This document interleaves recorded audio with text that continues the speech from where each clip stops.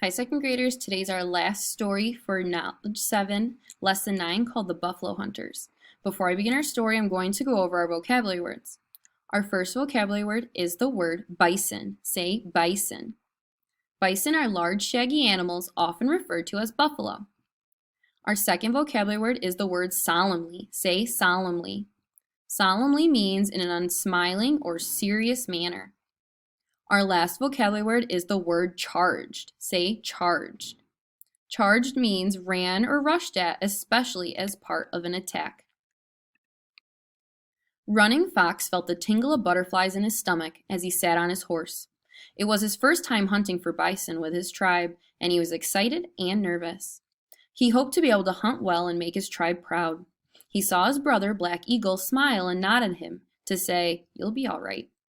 Running Fox smiled a tight, nervous smile. The butterflies in his stomach felt like they were multiplying, and he could feel his heart pounding. Running Fox knew how important the bison were to his people, the Lakota Sioux. The bison were their source of life. The Lakota depended on bison meat for food and bison skins for leather and clothing. They even used their bones of the bison to make tools. Running Fox remembered his father teaching him about the bison. "The bison are sacred to our people, my son," he said. "This is why we honor their spirit and thank them for giving us their lives to help our people survive. We have always followed the great bison herds. Before we had horses, we followed the herds on foot." "But now," Running Fox thought proudly, "we are great horsemen who can keep up with the bison when they try to escape. We kill only as many as we need to live. We never kill so many that the herds disappear. If the bison disappear, so will the Lakota people."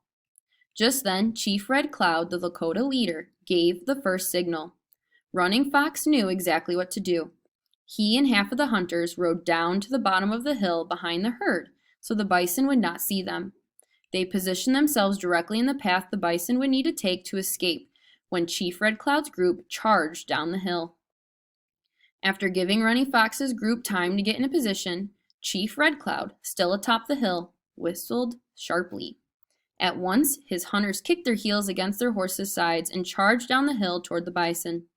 Most of the herd did not even notice the horsemen coming, but a few bulls, the huge shaggy male bison at the edges of the herd, were on guard. They saw the riders and lifted with great horned heads and started snorting loudly. Then they turned and galloped away from the approaching hunters. In a matter of moments, the entire herd was moving, picking up speed as the bulls sensed the danger.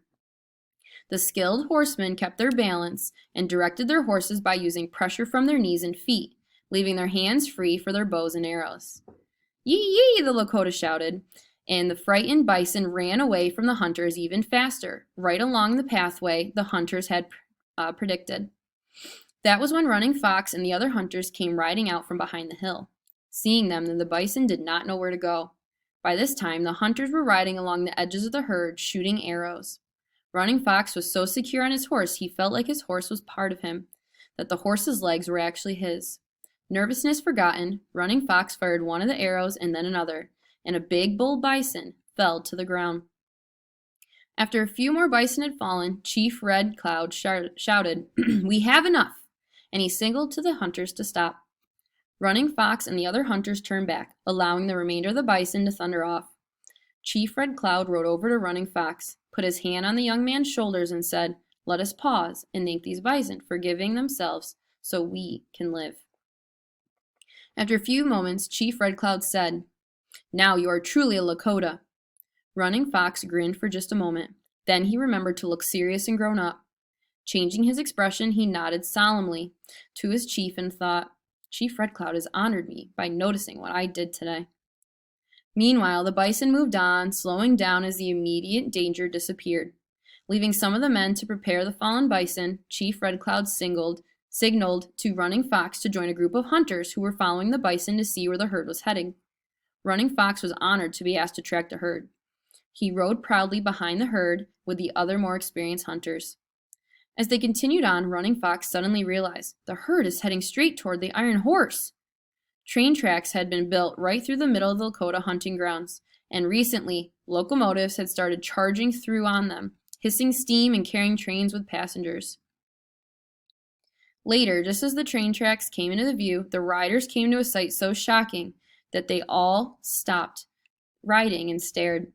On the ground before them lay dozens of bison. Someone had killed them and taken only the best parts of the meat, leaving behind the rest of the bison. Running Fox asked a hunter next to him, "Why would someone kill in this way? Don't they know that wasting a bison is wrong?" The hunter did not answer. Running Fox turned to his chief. Chief Red Cloud's face looked as angry and stormy as his name implied. "The men who made the Iron Horse did this," he said. "It is not enough that they have come into our country, made our hunting grounds smaller, and forced us into different lands. Now they hunt the bison for sport, for only fun, and they only take certain parts of the bison, leaving the rest to rot. They threaten our people's lives by killing so many bison. If all of the bison die, so will our people, because we cannot survive without them." Running Fox could see Chief Red Cloud's eyes blazing with anger as he spoke. "I have tried to tell them," said the chief, continued solemnly, "but they refused to listen." He turned, looked right at Running Fox, and said, "We have spoken peacefully with them, and we will do so again. I hope that this time they will listen. Otherwise, we may have a further conflict with them."